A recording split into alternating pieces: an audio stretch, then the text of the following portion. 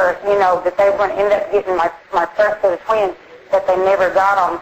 And Phil actually had my legs insured for $3 million in the early 80s, so that if anything happened to me, of course, them kids were going to get some insurance money, because he had private investigators out of Fort Worth after me, and he actually found out I was pretty good at dancing. That's why he insured my legs.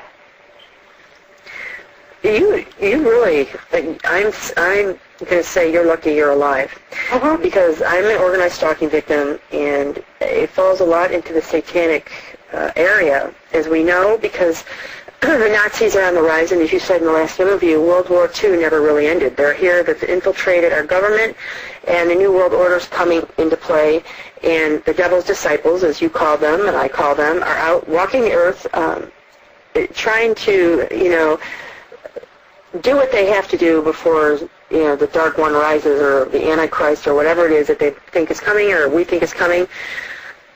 I'm amazed that, you have survived this, because your stories are very extensive, they're very dangerous.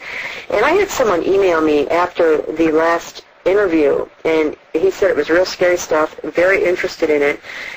He wanted to know more about what rituals you had seen without giving too much gore. He said he would like to have heard a little bit more detail about how you were exposed and what you'd seen during these rituals and what happened. So I don't know, do you feel like sharing a little bit of that? Most of the people that I saw was already dead. So the people that were brought here were new arrivals. They were face down on the mass grave, so I don't know if they were mutilated on the altar or whatever. The people that survived the second shot of heroin, because that's how they OD'd them. Prostitutes are kept on heroin. So is my twin sister. Other abused children that are kept in the house are kept on different things and experimented on. I was kept on cocaine and give other little bits of stuff too, as far as I know. But I saw a little bit of the real sacrifices. Not a lot, because they didn't trust me and my big mouth, and they wanted to keep me away from that, But I saw a little bit. Again, most people was dead, whether they were in the trunk of the car, if they was under our house, which I saw that a couple of times, or in the closet, they were done dead. But if we found someone alive and no one was watching us and we could send them home, we put clothes on them and we sent them back home. We just couldn't figure out why no one was getting in the county to help us. Why did help never get here? That was the hard part. We had survivors that could go home and say, guess where I've been and guess what happened, and this is really freaky, and they need help down there. But that help never got here. Someone high up was blocking any kind of help from getting here, and it had to be the Illuminati that was doing that, of course. One particular, I don't know if I mentioned this, I don't think I did, about the woman on the altar, the pregnant woman. You told me that in a private conversation. You didn't say it on the air, so go ahead.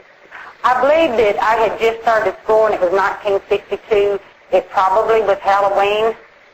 I believe I was in first grade, and Helen had just married Jack like the last week of September, and so this was about that time. So it probably was Halloween when I actually saw this.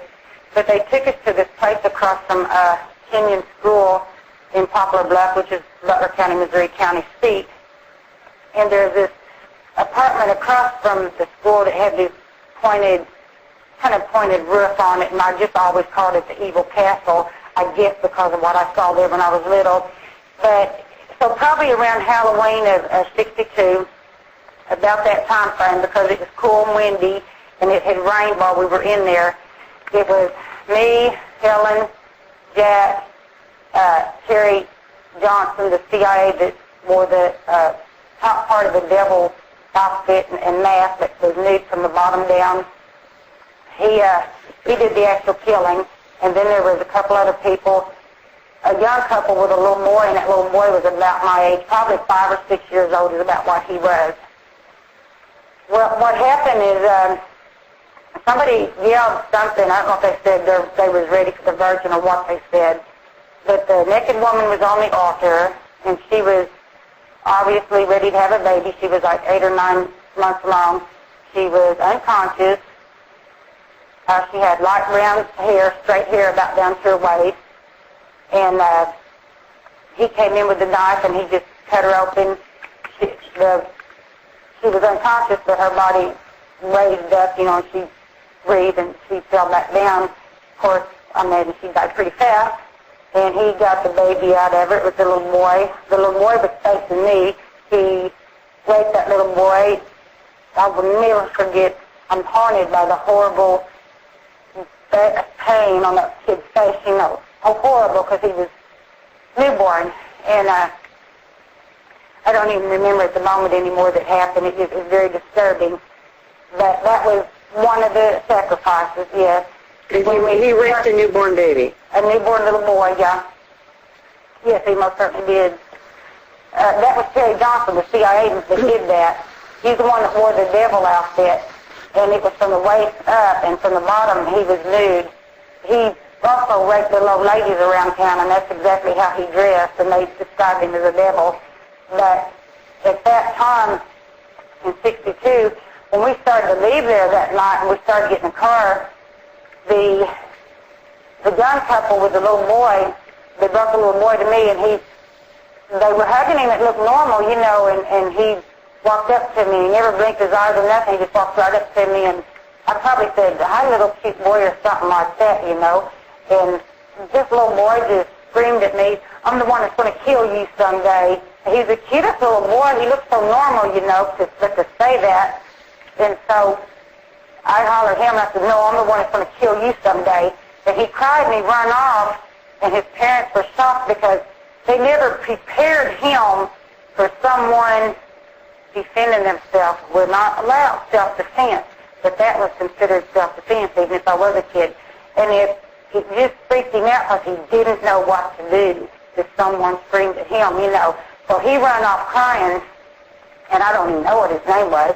I'm sure he stayed in it for a long time. It didn't seem to bother him any to watch a human sacrifice.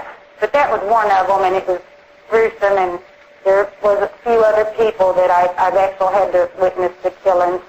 The little boy, did he kill him afterwards? Yeah. If I remember right, he had a sword that he threw the baby in the air and he hit it with to kill it.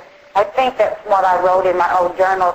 When I lived there where the mass graveyard is, I actually wrote journals on Saturday night for Interpol or Interpol, whatever people want to call them, a spy agency, They got my journals and microfilmed them and basically got them out of the country. I couldn't write them sooner because I didn't have a way to safely keep them away from the Satanists. So I pretty well detailed all those kind of stories and everything that went on. And again, that was way back there, beginning in '71 that I wrote those. And so they've got all that kind of stuff. What happened now with the serial killers that you met? The one, you said there was several in Texas and one in Oklahoma? Yeah. Well, they're pretty much every place, but the ones that I've been around in my lifetime were, most of them or all of them was connected with Satanism. I don't have all the answers yet because the media hasn't ever went public with this yet. I don't know what they're waiting for. They need to defend us on this because they have their own evidence, But just in '93, I went to Arkansas, Washington County and Benton County and Madison County, Arkansas, and I stayed there until the spring of 2000. But I had brain trauma, and I kind of had to get out of there then, But there was a particular serial killer that I thought was still out there, and he had killed 3 little Girl Scouts at Kent Scott in Locust Grove, Oklahoma, and that's out of Mays County. And that was June 13, 1977. And that particular person, I figured that if he's still out there, he's probably got some psychic power, and he might be a mind reader because it's a really rare thing, but it's still a real thing, though. And I was often told that some of the Satanists were mind readers. I don't know if they were or not. Terry Johnson was supposed to be the CIA Satanist, and he didn't read my mind except that I'm going to kill him someday, and that don't prove he read my mind. He just knew I despised him. But anyway, I wanted to go down there and look around and see if I could